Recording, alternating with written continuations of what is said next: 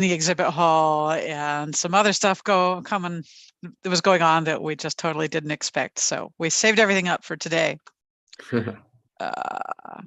Aiden, you want to put people in the picture, what this thing looked like, what we were doing? Yeah, I think I took one picture of like the Novartis booth that was the most decked out.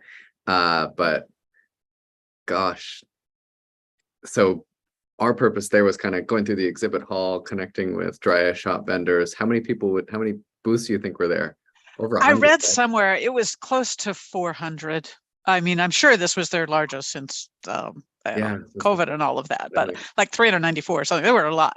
Yeah, between 350 and 400. That's totally right. There were areas that we just weren't even going through, like the eyewear section. I mean, you had everything from Ray-Ban to like the Chinese importers. So yeah. And when you talk about booths, that's everything from your classic little 10 by 10 to these, large acreage spreads that some of the big optical places had.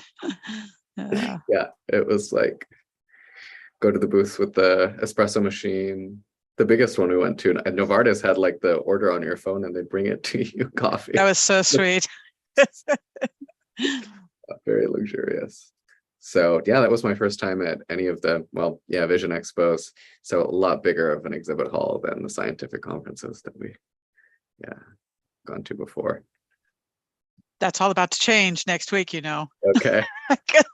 Because Academy is probably size was maybe fewer vendors, but larger area, because the pharmaceuticals companies really have some enormous spreads at those things.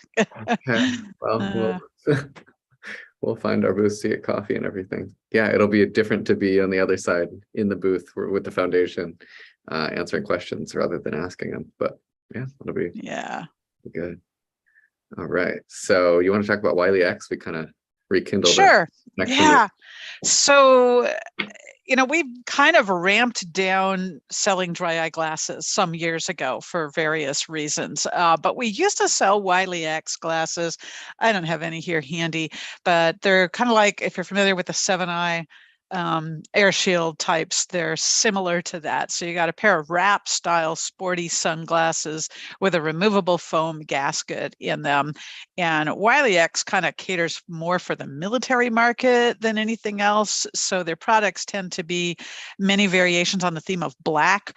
But they have introduced kind of more colors and a few more options and things over the last several years. So anyway, we had stopped selling those a few years back, but we've looked at their line. They had lots of cool stuff that we saw at Expo, and we're planning to start stocking some of them now. So one of the new things that they had was some new venting mechanisms on a couple of their frames where, and I think usually the gaskets will have some little area on there that provides some venting, but they had some additional mechanisms on these couple of frame styles. And then they also had some glasses that they brought out kind of during early part of the pandemic, I think, that with more kind of really discrete shields around the sides. And they're not like a moisture chamber as in right to the skin protection all the way around or anything, but they do quite a bit of, they provide quite a bit of coverage at the sides. So we're looking at those and considering having some of those as just a way to get at least some protection without feeling like you're wearing goggles. So we're looking forward to getting some of the Wiley X in. Yeah, I just posted a link on YouTube to their kind of technology section. So it shows the side shields, obviously the facial cavity seal that's been around, and then they have the cool little vents that come out of the temples. And they have one of the things that people go to them for is for these ones with the foam gaskets. They have probably the best small size one on the market. The Air Rage frame has always been kind of a go-to for people with smaller faces. But some of their large ones are quite good as well. Nice wide frames like the Boss and a couple others. Yeah, what's I going to say? And their replacement shields are pretty reasonable. Oh, they're reasonably priced. Yeah. I forget now. Used to be like, I think it was like 10 or something. Yeah, that was probably the. Yeah, I'm not sure. Anyway, we'll find out. Yeah.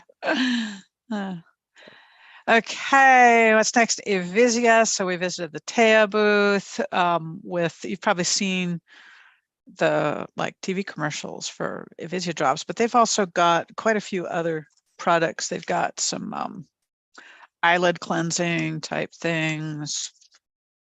What's that? Yeah, like a liquid lid cleanser No, and a lid cleansing gel. Oh, I didn't even open this one up. Hold on. Oh, an actual gel in a tube. That's kind of fun. So we're planning to bring in their entire line. Taya is a really good company, and they've been popular for dry eye in Europe for a really, really long time. They're just new to the US market. So hoping in another month or so that we should have their products available. I like their reasonable prices too. we've got Nano Magic. Yeah.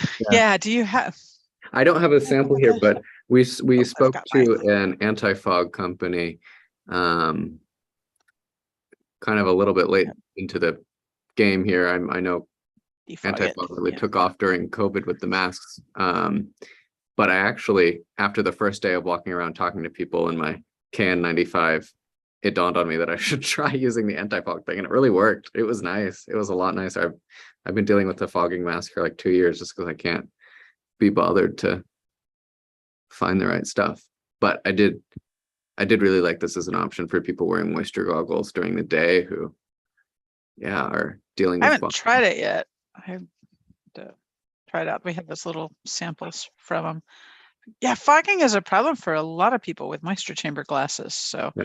I'm really interested to see how these will do for them. Yeah, they were talking about like It's 24 to 48 hour kind of life on the coating from there. I definitely for the first couple hours, nothing was fogging up. And then the kind of the nature of the fog changed after that. It wouldn't get cloudy, but there was kind of like a clear fog that would kind of distort my vision, but it wouldn't block anything. It was almost like there was just like, it's just a really thin sheet of water on top of the lens until it evaporates. So it was kind of funny. I was getting used to, but it was a good experience for having that mask on the entire time. Anyways, I don't think I have anything else about that, but add that to our optical category. Yeah. Yeah. Speaking of optical, this wasn't something from Expo, but we are planning to bring back also the 7-Eye Air Shield glasses. I mean, we've just been referring people direct to the manufacturers for the longest time, but we want to go back to having them in-house so it's just handier, can be combined with other things and so on. All right, we visited our friends at Scope. That's a company we really like a lot, and we've remembered that we're missing one of their products. Yeah. It was the cold compress, Cold I think. compress. Yeah, we've got everything else in their product line, I think. Yeah. Cold is such an underutilized thing in our dry eye community. It's something I have to remind myself about at times too. It's just like keeping drops cold and then using cold compresses when you got pain. I've already got one cold compress, but it doesn't hurt to add another one. Anyways, I'm just looking on their site for the product. All right, finally one that I have samples for. We had new wipes, or new to us wipes, from the Dry Eye Doctor, which is a UK company. Sorry, the Dry Eye Doctor is the UK company. No, the Eye Doctor is the UK company. Dry Eye Doctor is the US distributor. Turns out the wipes are made in Dry Ireland, Eye Doctor. whatever. Yeah. I'm looking at the word and saying it wrong twice in a row.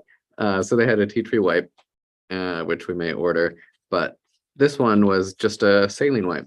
It's just saline on a pre-moistened wipe. I thought that was interesting for eyelids. Both of these are biodegradable, which is probably a selling point for these specific ones. But I liked the idea because it's actually surprisingly difficult to find lid cleansing products that are not either tea tree or hypochlorous, and people are looking for those from time to time. Just have a long list of ingredients. Yeah. So cool. You should give these a try and see what you think. Yeah. What else is that? Let's see, the Nutritier samples. Nutritier. Nutrafil. Nutritier. That harks back 20 years to Dr. Holly's drops, but yeah. So they give out little 5 vial samples at the booth, and I don't know when you get your lenses. I don't know if they have deals with the lab manufacturer, the lens manufacturers, or what. But we'd like to get samples that we can sell on the site for people to try. So yeah, we used to have our saline sampler where we'd have some of everything, but we just kind of tightened down on the rules to make sure we're just kind of really careful and compliant with how we're supposed to be doing stuff. And so to the extent that manufacturers have samples, it just helps when people want to try 3 or 4 things, but don't want to spend $100 to get every type. It's just a real help to give people some idea. And those Nitrofill, I mean, those are 10 ml vials and there's 5 of them. So quite a bit to work with. Yeah. Oh. Yeah, these may just be the orphan ones. Right. From the production process. Yeah. Yeah. Yeah. All right. Anything else from Expo? I mean, there was lots of Dry Foundation excitement, but you have to listen to Dry Foundation live or tomorrow something to get that bit. Anything else we think shop customers would be interested in? Yeah, no, just big conference, a lot of people in attendance. We went to one dry eye session, and always good to connect with vendors, even if there's no new products or anything. Yeah, IECO were there. That's always been, favorite company. All right. Well, on to a less fun topic, but one I just really wanted to talk about, and that is we just recently went through repricing a lot of things in the shop. So you're seeing some things more expensive right now than they were for a little while. So just wanted to talk through what that is and what it means. We were way overdue, honestly, to revise our pricing.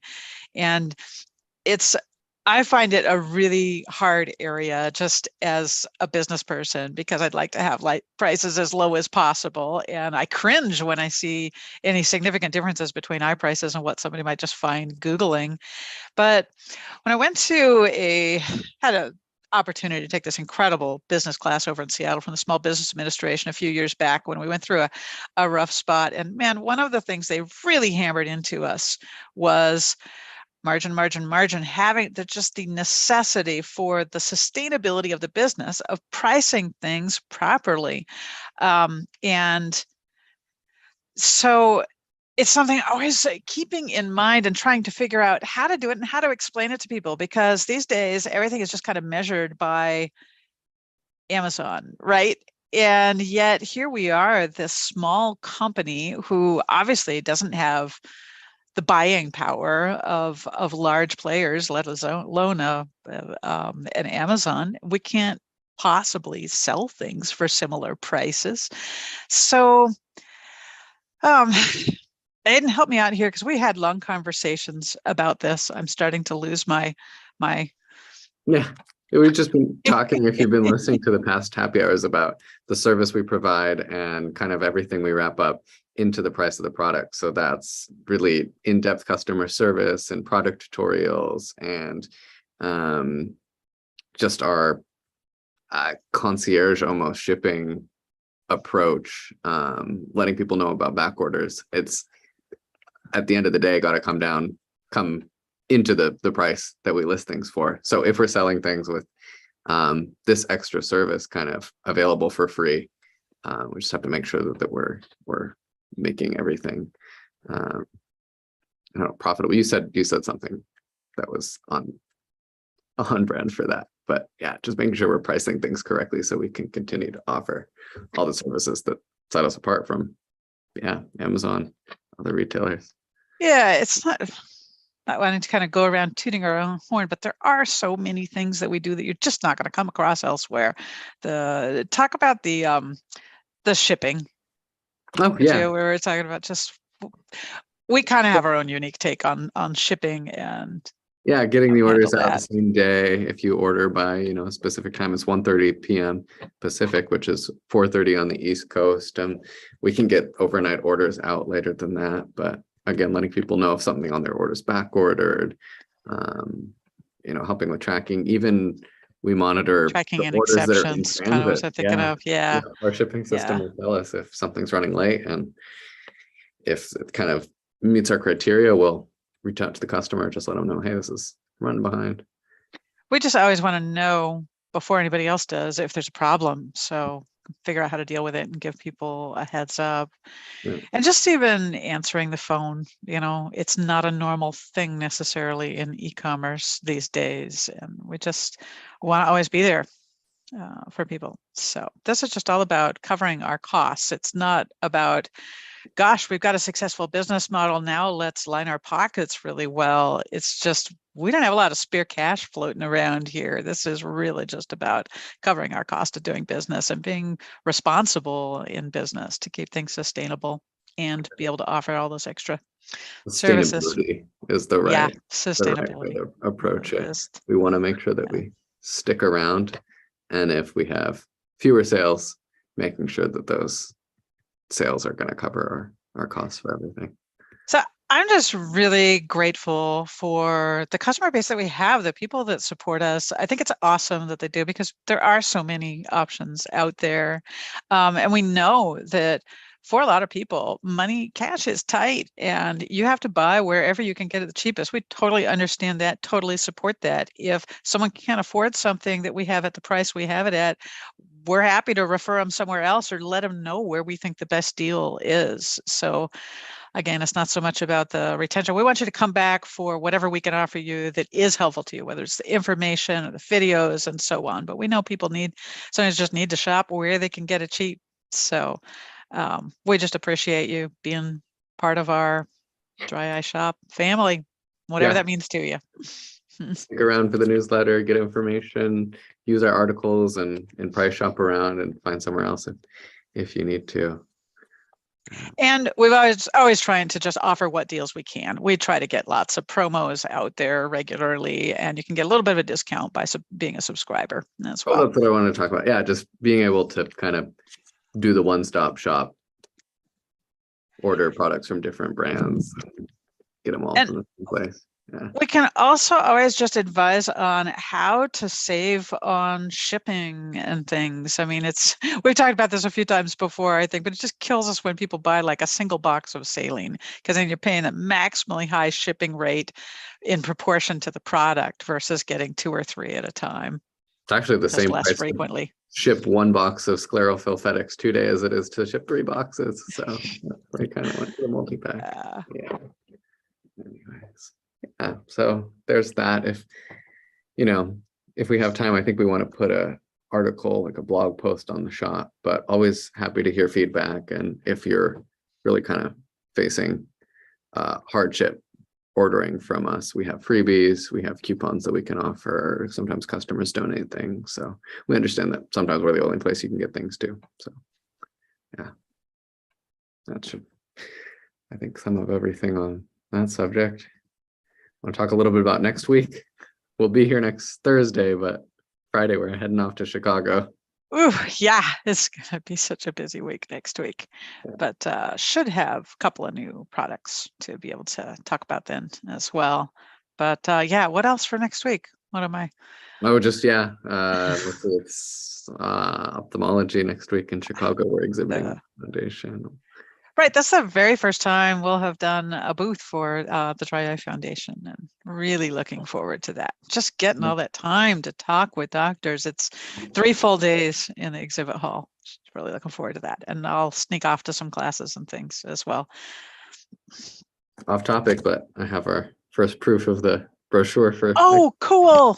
All right, let me see. It's really cute. Yeah, I'm really happy. So, yeah. All right. I think we're about at time. So we'll see you next week. Bye, everybody.